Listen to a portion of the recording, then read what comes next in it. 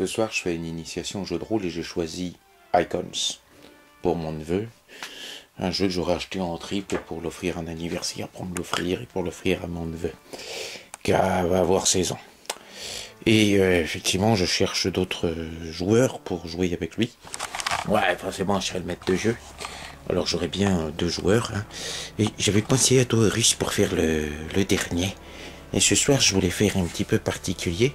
C'est que dans Icons, tu peux tirer tes pouvoirs au hasard, mais il y a aussi, tu veux, une table de pouvoirs et tu peux essayer de choisir par toi-même en répartissant des points, combien tu veux dans telle ou telle caractéristique et combien tu veux aussi, qu'est-ce que tu veux comme pouvoir.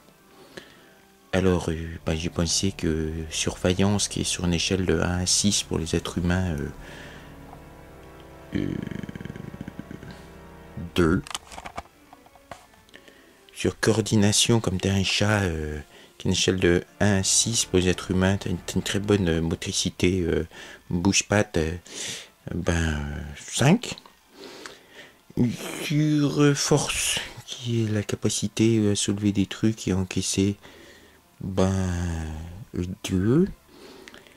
Sur éveil, qui est ta capacité à percevoir des choses, être intellectuel, légèrement sur le perceptif, quoi, tu vois. T'as une perception très intérieure. Bon, mais t'es un chat, remarque. Bon, les 4.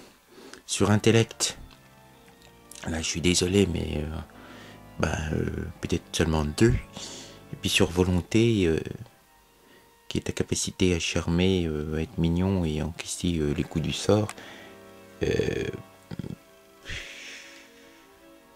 J'en sais rien. Mignon, allez, 4. Ce qui te fait 4 plus 4 plus plein de 2, voire un 1, pas tellement de... Bien un 5, vous voyez, pas tellement de points. Et ça te laisse plein de points pour acheter des pouvoirs en plus. Et donc dans les pouvoirs en plus,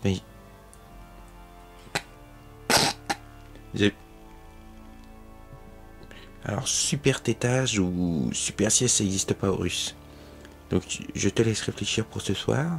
Si jamais tu voulais quelque chose de mieux, tu vois, il y a bon, il y a saut acrobatique. Tu pourrais quand même être super fort malgré le fait qu'en apparence tu sois tout petit. Tu pourrais... Non, c'était... Prédire la pluie, oui. Avoir la capacité d'endormir les gens, ça t'aimerais bien. Oui. Les attendrir, tu vois, jouer sur les émotions, contrôle des émotions, prédiction météo, transmission de maladie, et puis un dernier peut-être. Qu'est-ce que tu penserais d'une attaque particulière que tu pourrais manifester par l'intermédiaire de ce bidon, une attaque de gaz, hein, pour latter les ennemis. Ok, on fait ça, hein?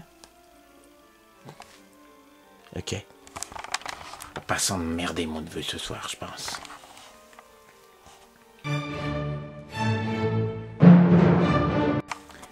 Et sinon, Russe, est-ce que ça te dirait d'avoir quand même vaguement un autre pouvoir? Ce serait un rayon altérant et tu pourrais transformer les gens en chats. Si ça se trouve, tous les chats du monde, c'est toi qui les a déjà transformés.